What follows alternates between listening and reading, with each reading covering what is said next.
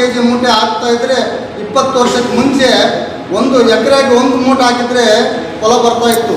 ಇವತ್ತು 1 ಎಕರೆಗೆ 5 ಮೂಟೆ ಹಾಕಬೇಕು. ಆ ಮೂಟೆ ಬೆಲೆ ಬಂದು 1600 ರೂಪಾಯಿ.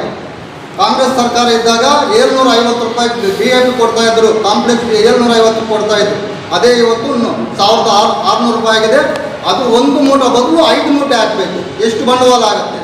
ಅದಕ್ಕೆ ಮತ್ತೆ ರೋಗಾಂಶ ಜಾಸ್ತಿ. ಆ ರೋಗಾಂಶ ಜಾಸ್ತಿಗೆ ಔಷಧಿ ಹೊಡಿಬೇಕು, ಅದಕ್ಕೆ ಪರ್ಸೆಂಟೇಜ್ ಕಡಿಮೆ, ಮತ್ತು ಟ್ಯಾಕ್ಸ್ ಜಾಸ್ತಿ. ಈ ರೈತರು ಹೆಂಗೆ ಉದ್ಧಾರ ಆಗೋದು? ಜನರಿಗೆ ಫಲ ಹೆಂಗೆ ಕೊಡೋದು?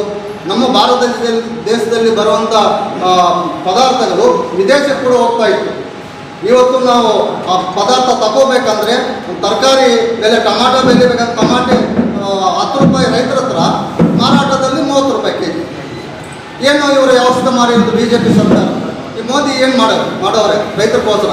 ರೈತರು ಹೋಗಿ ಡೆಲ್ಲಿಯಲ್ಲಿ ಹೋರಾಟ ಮಾಡೋಕ್ಕೆ ಹೋದರೆ ರಸ್ತೆಯಲ್ಲಿ ಸಿಮೆಂಟ್ ದಿಣ್ಣು ಹಾಕಿ ಒಳಗಡೆ ಬರಬಾರ್ದು ಅಂತ ಬೇಲಿ ಹಾಕ್ತಾರೆ.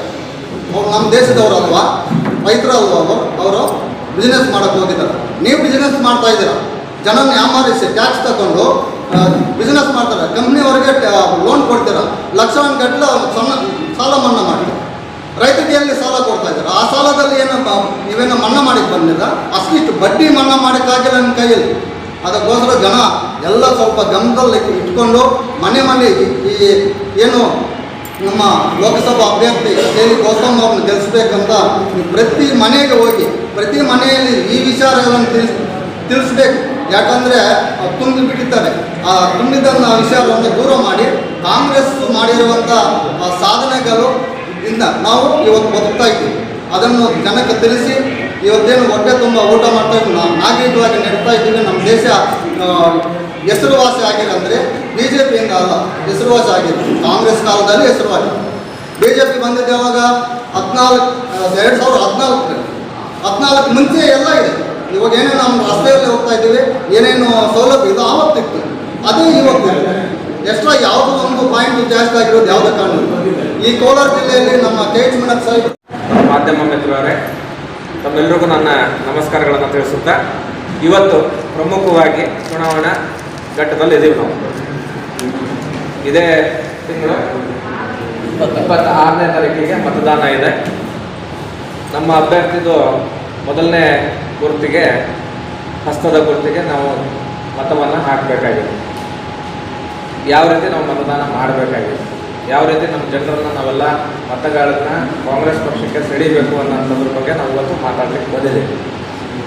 ನಮ್ಮ ಬ್ಲಾಕ್ ಅಧ್ಯಕ್ಷರುಗಳಿರ್ಬೋದು, ಬ್ಲಾಕ್ ಪದಾಧಿಕಾರಿಗಳಿರ್ಬೋದು, ಬೂತ್ ಮಟ್ಟದಲ್ಲಿರ್ತಕ್ಕಂಥವ್ರು ಇರ್ಬೋದು, ಮೊದಲಿಗೆ ಒಬ್ಬೊಬ್ಬರು ನೀವು 10 ಜನ ನಮ್ಮ ಪದಾಧಿಕಾರಿಗಳಿರ್ಬೋದು, ನಮ್ಮ ಪಕ್ಷಕ್ಕೆ ಸಂಬಂಧಪಟ್ಟಂಥವ್ರು ಇರ್ಬೋದು, ನಮ್ಮ ಜನಾಂಗದವರು ಇರ್ಬೋದು, ಅವ್ರನ್ನೆಲ್ಲರೂ ನೀವು 10 ಜನನ ನೀವು ಒಂದು ಗುಂಪು ಮಾಡಿಕೊಂಡು ಪ್ರತಿಯೊಂದು ವಾರ್ಡ್ಗಳಲ್ಲೂ ಸಹ ಸಂಚಾರ ಮಾಡಿ, ಪ್ರತಿ ಮನೆಗೂ ಸಹ ಸಂಚಾರ ಮಾಡಿ, ಇವತ್ತು ನಮ್ಮ ಪಕ್ಷ ಏನು ಕೊಡುಗೆಗಳನ್ನು ನೀಡಿದೆ, ವಿಧಾನಸಭೆ ಚುನಾವಣೆಗಳ ಸಂದರ್ಭದಲ್ಲಿ ನಮ್ಮ ಪಕ್ಷ ಏನು ಯೋಜನೆಗಳನ್ನು ನಾವು ಕೊಡ್ತೀವಿ ಅಂತೇಳಿ ಗ್ಯಾರಂಟಿ ಯೋಜನೆಗಳ ಬಗ್ಗೆ ಘೋಷಣೆ ಮಾಡಿದ್ದು, ಆ ಘೋಷಣೆ ಆದ ನಂತರ ಚುನಾವಣೆಯನ್ನು ನಾವು ಎದುರಿಸಿ ಇವತ್ತು 135 ಸೀಟ್ಗಳನ್ನು ಗೆಲ್ಲೋದ್ರಲ್ಲಿ ನಾವು ಯಶಸ್ವಿಯಾಗಿದ್ದೀವಿ. ಸರ್ಕಾರ ರಚನೆ ಮಾಡಿದ್ವಿ. BJP ಕೇಂದ್ರದಲ್ಲೂ BJP ಸರ್ಕಾರ ಇತ್ತು, ಅದರ ಜೊತೆಗೆ ರಾಜ್ಯದಲ್ಲೂ BJP ಸರ್ಕಾರ ಇತ್ತು. ಇದ್ದರೂ ಸಹ ದುರಾಡಳಿತ, BJPಯ ದುರಾಡಳಿತಕ್ಕೆ ಬೇಸತ್ತು ಇವತ್ತು ಜನ ನಮ್ಮ ಪರವಾಗಿ, ನಮ್ಮ ಪಕ್ಷದ ಪರವಾಗಿ ಆಶೀರ್ವಾದ ಮಾಡೋದ್ರ ಮುಖಾಂತರ ನಮ್ಮ ಪಕ್ಷವನ್ನು ಅಧಿಕಾರಕ್ಕೆ ತಗೊಂಡ್ಬರುವಂಥಲ್ಲಿ ಸಾಕಷ್ಟು ನಮಗೆ ಸಹಾಯವನ್ನು ಮಾಡಿದ್ದಾರೆ. ಆ ಸಹಾಯಕ್ಕೆ ನಾನು ಪ್ರತಿಯೊಬ್ಬ ನಾಗರಿಕರಿಗೂ, ಪ್ರತಿಯೊಂದು ಜನತೆಗೂ ನಾನು ಧನ್ಯವಾದಗಳನ್ನು ಸಲ್ಲಿಸಲಿಕ್ಕೆ ಬಯಸ್ತೀನಿ.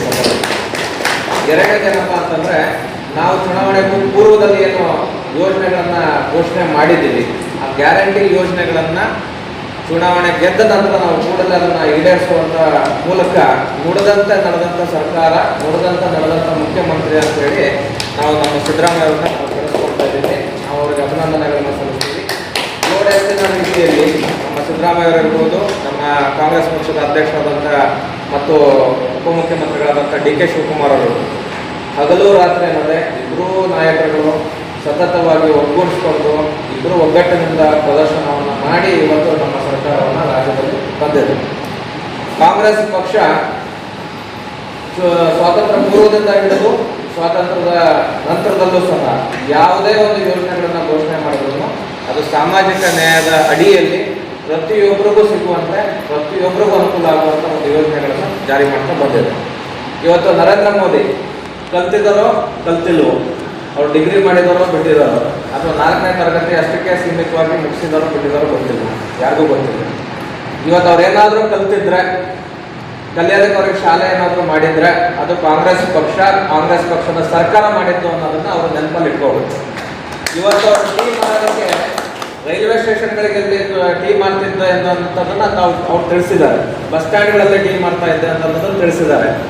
ಇವತ್ತು ಅವರು ಬಸ್ ಸ್ಟ್ಯಾಂಡ್ಗಳಲ್ಲಿ ಮತ್ತು ರೈಲ್ವೆ ಸ್ಟೇಷನ್ಗಳಲ್ಲಿ ಟೀ ಮಾಡೋದಕ್ಕೆ ಅವಕಾಶ ಮಾಡಿಕೊಟ್ಟಿದ್ದು ಸಹ, ಆ ಬಸ್ ಸ್ಟ್ಯಾಂಡ್ ಅಥವಾ ರೈಲ್ವೆ ಸ್ಟೇಷನ್ಗಳನ್ನು ತಯಾರು ಮಾಡಿದ್ದು ಸಹ ಇದೇ ನಮ್ಮ ಕಾಂಗ್ರೆಸ್ ಸರ್ಕಾರ ಅನ್ನೋದನ್ನ ನರೇಂದ್ರ ಮೋದಿ ಅವರು ಮರಿಬಾರ್ದು. ನರೇಂದ್ರ ಮೋದಿ ಅವರು ಅದನ್ನ ಏನಾದ್ರು ಮರ್ತಿದ್ರೆ ಇವತ್ತು ಅವರು ಪ್ರಧಾನಮಂತ್ರಿಗಳು ಸಹ ಆಗ್ತಾ ಇದ್ರು. ಯಾಕಂದ್ರೆ ಈ ಭಾರತ ದೇಶದ ಸಂವಿಧಾನವನ್ನ ರಚನೆ ಮಾಡಿದಾಗಿಂದ ಹಿಡಿದು ಇವತ್ತಿನ ತನಕ ಆ ಸಂವಿಧಾನಕ್ಕೆ ಅದರದೇ ಆದಂಥ ಒಂದು ಗೌರವ ಇದೆ.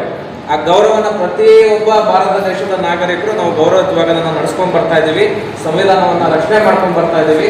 ಆ ಸಂವಿಧಾನವನ್ನು ನಾವು ಅಳವಡಿಸ್ಕೊಂಡು ಹೋಗ್ತಾ ಇದ್ದೀವಿ. ಆದರೆ ಇವತ್ತು ಅದೇ ಬಿಜೆಪಿ ಪಕ್ಷ ಏನು ಮಾಡ್ತಾ ಇದೆ, ಅದೇ ಸಂವಿಧಾನವನ್ನು ತಿದ್ದುಪಡಿ ಮಾಡ್ತೀನಿ ಅಂತ ಹೇಳಿ ನಾವು ಎಲ್ಲ ಒಂದು ಸಭೆಗಳಲ್ಲಿರ್ಬೋದು, ಪ್ರಚಾರದಲ್ಲಿರ್ಬೋದು ಹೇಳ್ತಾ ಬರ್ತಾ ಇದೆ. ಇವತ್ತು ಸಂವಿಧಾನ ಸೃಷ್ಟಿಯಾಗಿದ್ದು ಯಾಕೆ? ಬಾಬಾ ಸಾಹೇಬ್ ಅಂಬೇಡ್ಕರ್ ಅವರು ಆಮೇಲೆ ಅನೇಕ ನಾಯಕರುಗಳು ಸೇರಿ ಸಂವಿಧಾನವನ್ನ ಯಾಕೆ ರಚನೆ ಮಾಡಿದ್ರು? ಪ್ರತಿಯೊಬ್ಬರಿಗೂ ಸಮಾನತೆಯಲ್ಲಿ ಪ್ರತಿಯೊಬ್ಬರಿಗೂ ಅವಕಾಶಗಳು ಸಿಗಲಿ, ಯಾರು ತುಳಿತಕ್ಕೆ ಒಳಗಾಗಿದ್ದಾರೆ, ಯಾರು ಅಸ್ಪೃಶ್ಯ ಜನ ಇದ್ದಾರೆ ಅವ್ರಿಗೂ ಸಹ ಒಂದು ಅನುಕೂಲಗಳು ಸಿಗಲಿ ಅನ್ನೋ ಸಲುವಾಗಿ ಸಂವಿಧಾನವನ್ನು ರಚನೆ ಮಾಡಿದ್ರು. ಅಂತ